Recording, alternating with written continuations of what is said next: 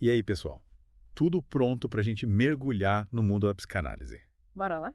Hoje a gente vai tentar responder uma pergunta que sempre causa debate, até entre os psicanalistas. A psicanálise é terapia ou é algo totalmente diferente? Uma pergunta complexa, né?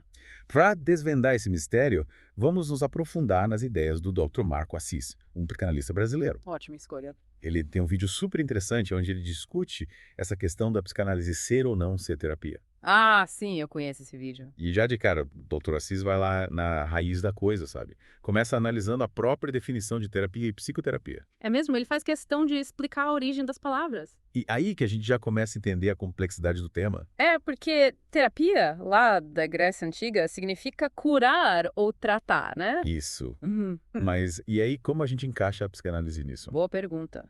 Porque a psicanálise não tem essa proposta de curar no sentido tradicional da palavra, né? A gente já esbarra num problema logo de cara. Exato. E é por isso que ele também explora o conceito de psicoterapia que se concentra na psique, na mente. Mas será que a psicanálise se encaixa em alguma dessas categorias? Terapia, psicoterapia ou nenhuma das duas? É o que vamos descobrir.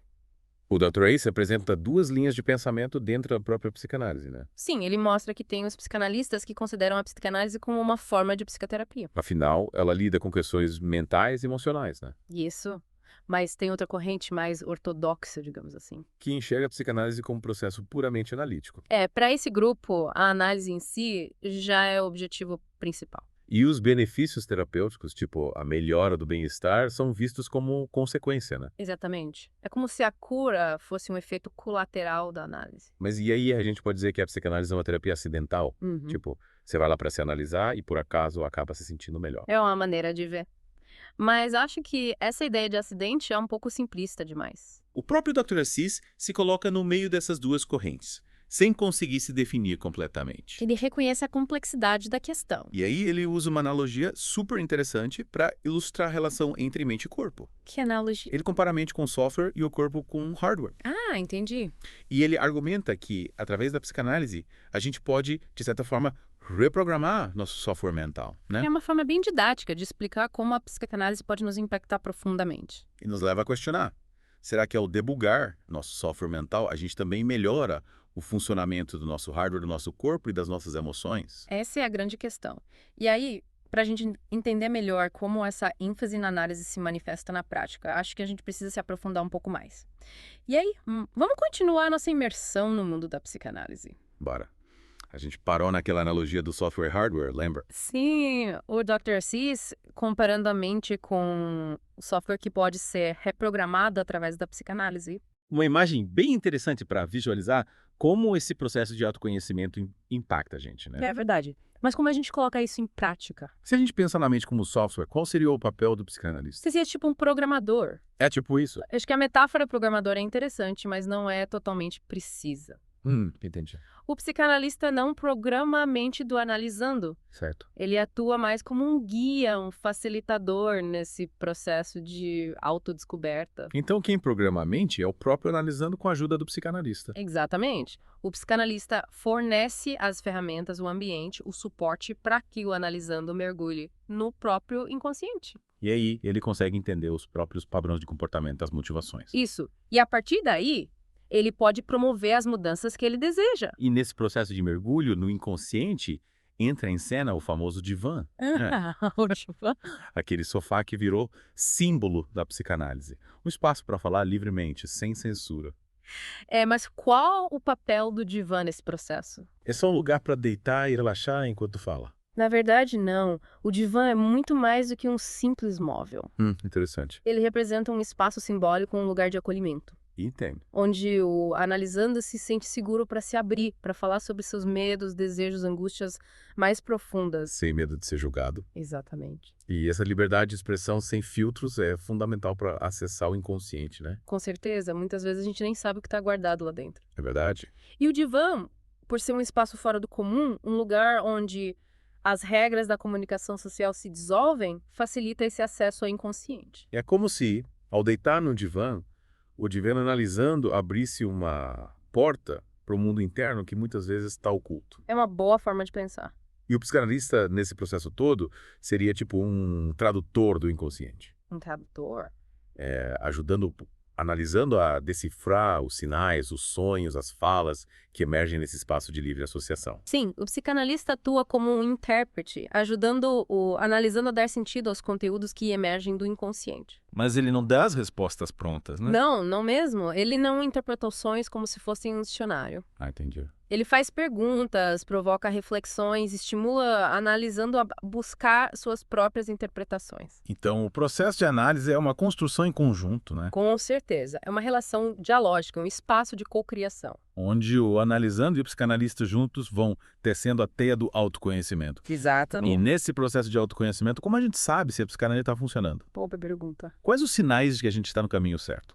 Para responder essa pergunta, acho que a gente precisa rever a própria ideia de sucesso em psicanálise. É verdade. A gente não está buscando eliminar sintomas como se estivéssemos tratando de uma doença. Então, o que seria sucesso em psicanálise? Alcançar um estado de bem-estar absoluto. Felicidade eterna. Acho que não é bem por aí. O sucesso em psicanálise é muito mais sutil, muito mais individualizado. Então, como a gente pode saber se estamos progredindo? Lembra que o Dr. Assis fala bastante sobre a importância do autoconhecimento. Sim, lembro. Mas o que isso significa na prática? Como a gente traduz essa ideia em algo que a gente possa sentir, perceber em nossas vidas? É verdade.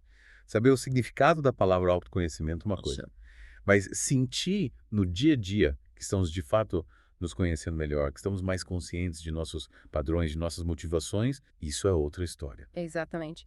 Acho que um dos sinais de que estamos progredindo na análise é justamente essa sensação de estarmos nos tornando mais donos de nós mesmos. Donos de nós mesmos. Sim, de estarmos mais conscientes das nossas escolhas, dos nossos desejos, dos nossos limites. Então, em vez de buscar a eliminação dos sintomas, a psicanálise nos ajuda a entender a origem desses sintomas, Isso. a mergulhar nas profundezas da nossa mente para encontrar as raízes dos nossos conflitos. Exatamente. E ao entender a origem dos nossos conflitos, ao reconhecer os padrões que nos levam a repetir certos comportamentos, a gente ganha a possibilidade de fazer escolhas diferentes, de trilhar novos caminhos. Então, a psicanálise não oferece soluções prontas, receitas mágicas para a felicidade.